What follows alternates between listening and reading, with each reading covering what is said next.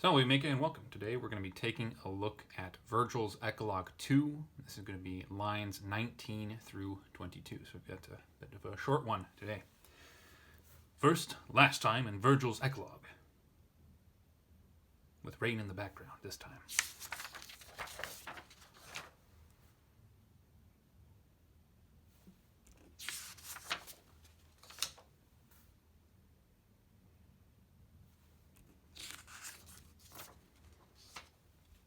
There we have that. Here's our rubric. Everything that we look for as we go through the text. Let's get started.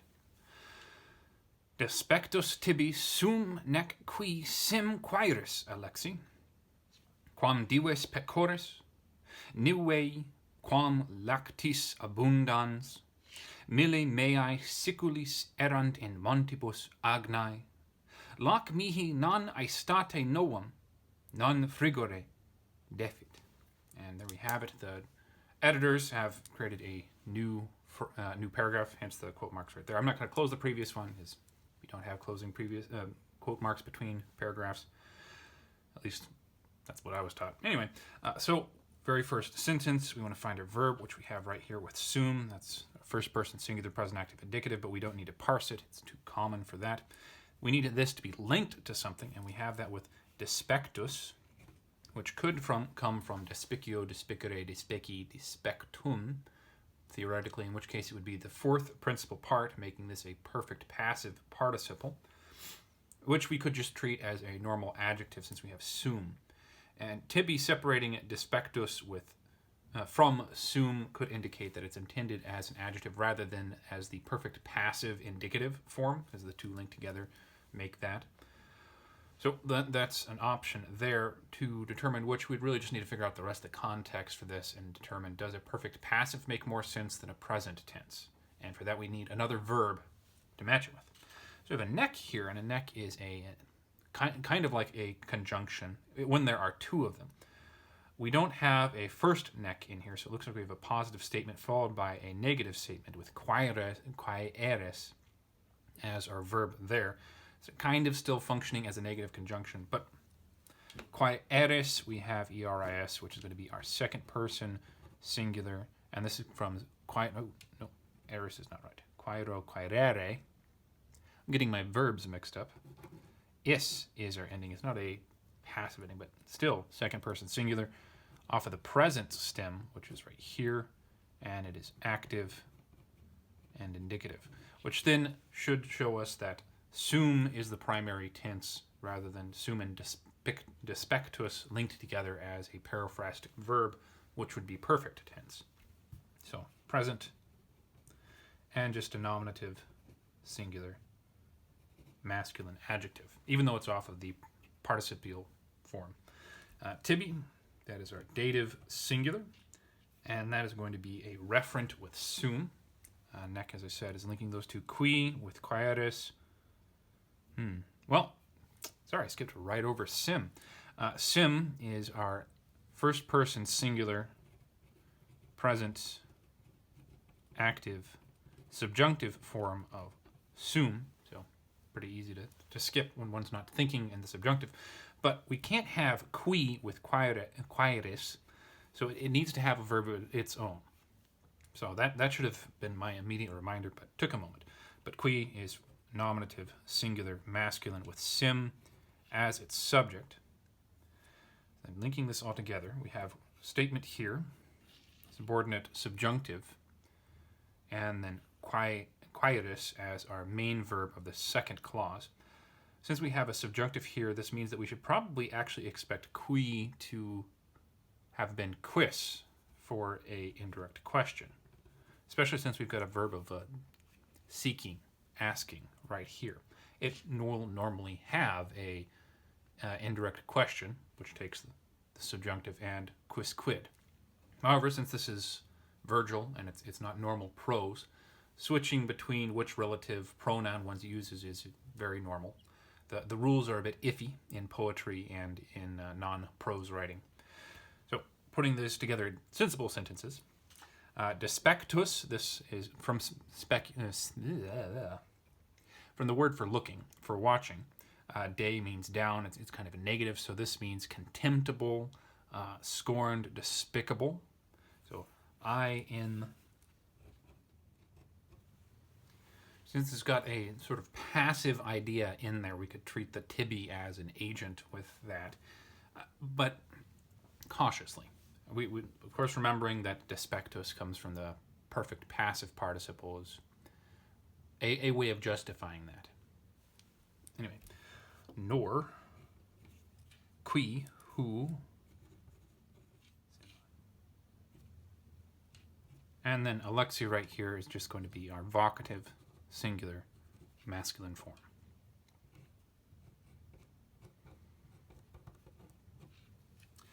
Quam dives pecores.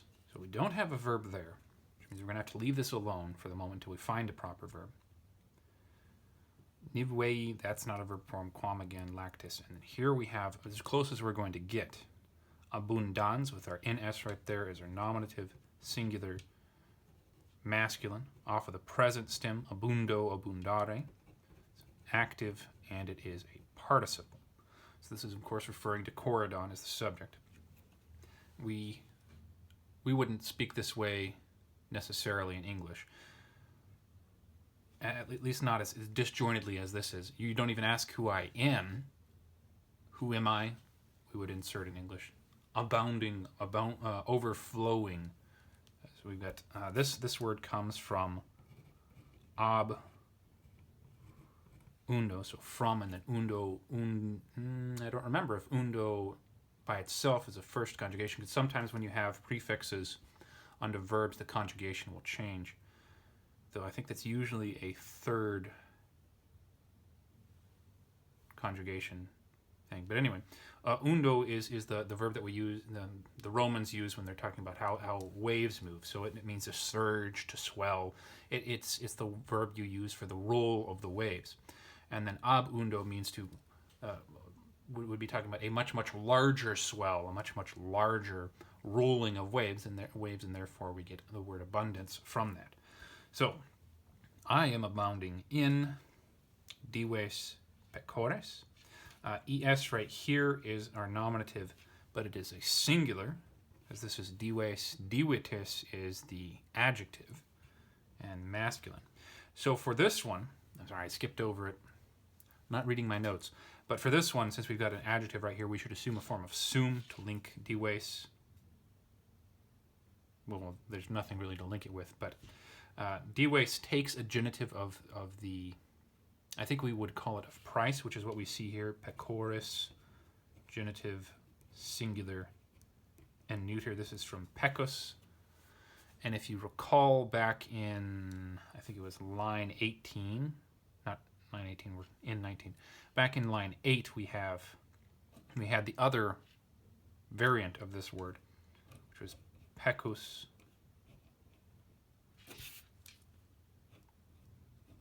Pecudes. Pecudes? Pecudes. I think the form that we actually had in the line had the ES in there. But anyway, it's a variant on what this one is. This means flocks. This can also mean flocks. I think this one, and you've probably watched the video more recently than I have, so you'd remember. I think this is normally what's used to refer to a single animal, and this is more of the collective. So the use of pecudis in line 8 was odd in that it was talking about a flock when it's normally a word for a singular animal. But anyway, pecores, same essential word, rich of flocks, or rich in flocks, rich in cattle. But what is quam doing there? Quam is not nominative or masculine, so it can't be referring to Corydon. It doesn't have a word to which it can refer in our previous sentence, or the previous clauses. Our sentence ends right here, so it's not referring to something further on. So what's going on? Well, we have a very curious word, at least I think. The green and yellow didn't say anything about this quam or this quam, and I think they're the same thing. But I think we've actually got adverbs here. Adverbs, which are just emphatic, or they draw attention to particular parts of the spoken word, like our word quite or indeed. So that is how I'm going to treat them.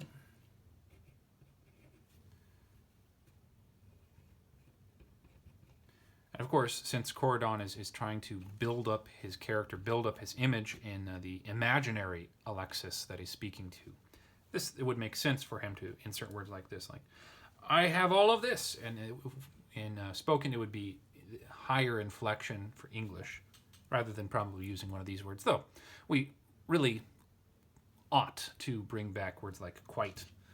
It makes conversation a little bit more interesting. But then again, people would likely call the cops if they were walking by you and you were speaking in that way, and you're being very emphatic and being very verbose and using words like that because they think you're angry or something. I don't know. Just rambling at this point. Quite rich in, understand genitive with dives. And then niwe, we've got our I right there. Lactis is right there. So niwe comes from niweos, niwea, niweum, I think. And it is the word for snowy or snow white in color. And then lactis is lactis. It is the word for milk, lactose intolerant. I feel very sorry for anybody that's lactose intolerant. No ice cream. But tis right there is, of course, our genitive. And there I go, using, of course, again, singular and neuter, I think. Since you got the I there, it has to either be masculine or neuter. I'm pretty sure neuter. So these two go together. Niwe as the adjective modifying lactis and just telling us it's very nice milk. Quite overflowing.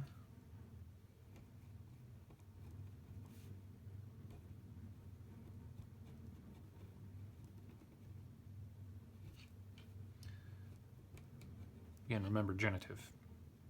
Abundance here is also taking the genitive. In this case, rather than... No, I said price? No, that's wrong. Price is wrong. The price is not right. What is it? It's genitive of specification. Keeping them all straight, especially when one... since I'm no longer teaching Latin classes, it's hard to remember all these things because I don't have to remind students about them. But yeah, genitive of specification. It's not genitive of price. Sorry.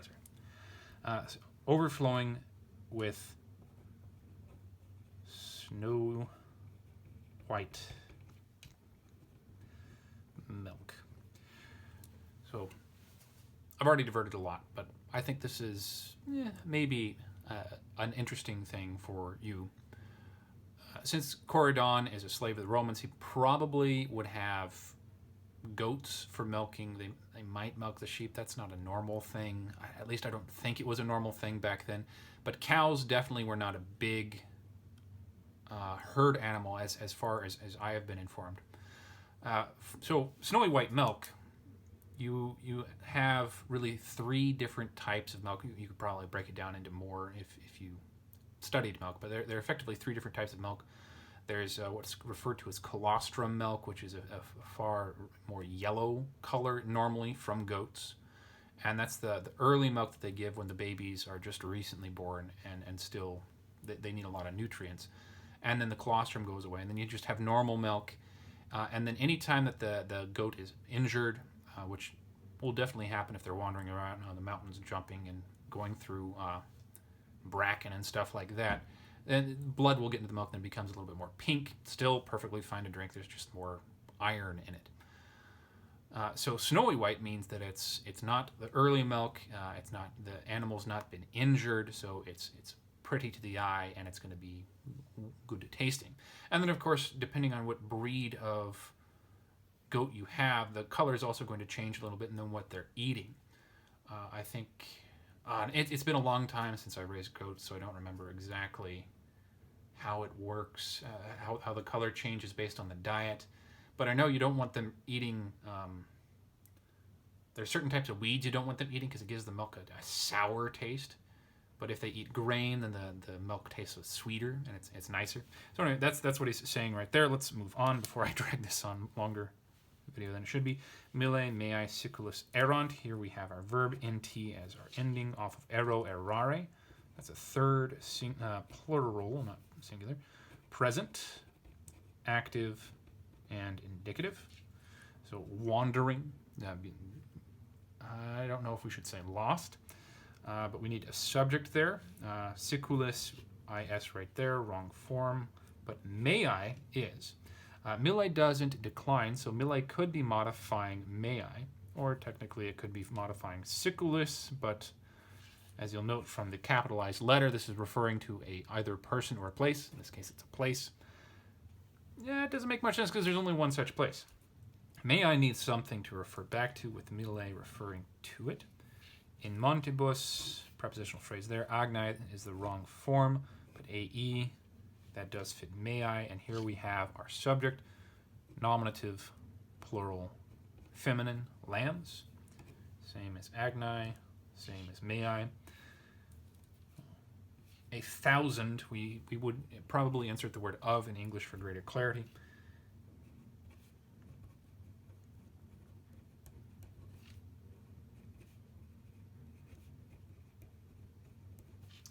Siculus, this is not genitive. Instead, it's going to be modifying montibus. I really should have done incomplete brackets. So this is within ablative, plural, and masculine. Siculus, of course, I'm sorry. I said I'd try not to use that word, and I keep using it. Siculus comes from the word for Sicily. So the noun for Sicily is siculi, I think. But instead we've got the adjective form of it here. Oh, 1,000 of my lambs wander. And we could call them the Sicilian Mountains, which would assume that I remember how to spell Sicilian. Or we could go to what the siculus actually means, what the term Sicily means. If you look at a map, it looks kind of like a triangle, a very rough triangle. So what they did is they named it after how it appeared, and it's a dagger. I don't know if this was a specific type of dagger that the Romans used, because we have the puga, which is kind of a triangular-shaped, really tiny triangular-shaped blade that that accompanied the gladius. So probably not that type, because I think even the puga is a little bit straighter. But anyway, wander in the... And there we go. Lack, this is our either nominative or accusative, because it's a neuter. Singular, neuter. Mihi, dative, singular. Non-aestate, no verb there, so this might mean we need a form of sum.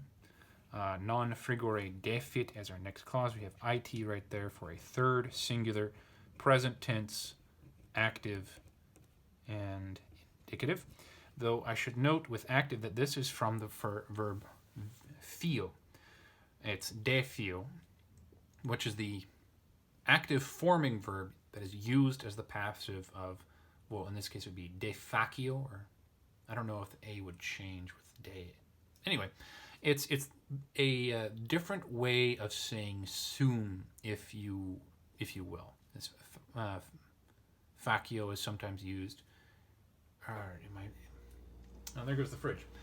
I'm not remembering my verbs very well right now, but it's in this case it's functioning as a different way of saying sum. So defit is roughly equivalent to the ending tour, and it means to withdraw, to want, to run out, kind of like the verb for lack. And we should try it here first, and then if it doesn't make much sense there, then we would use sum. So milk does not withdraw, because of the known right there. From me, yeah, it works. There is not milk to me. Well, with sum, it doesn't make much sense, since we already have abundans saying that he does have milk. So I'm going to assume that defit is supposed to be assumed here. Novum is second to last thing we need to get for this. right there.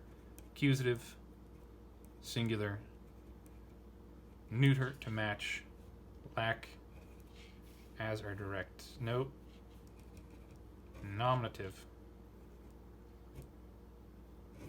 because it's the subject of defit. My mistake. these two matching together. Aistate, aistas, aistatis. This is a ablative, singular and feminine, and this would be an ablative of time when. We say during summer.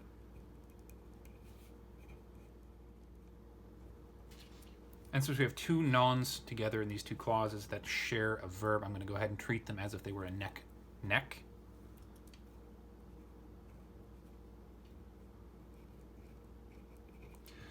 Frigore, this is frigus, frigore.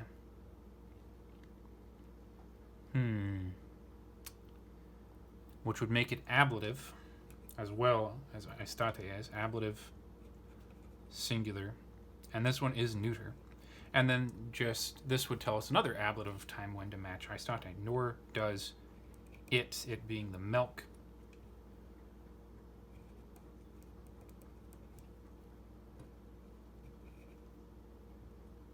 And we would assume winter. There we have that. Thank you very much for joining me. Sorry for running off into all the corners, getting distracted by my own forgetfulness, and for the waking up of the refrigerator. But can't do much about Frigius Calamitus. Again, thank you very much for joining me. I hope that you have a very good life. Wale.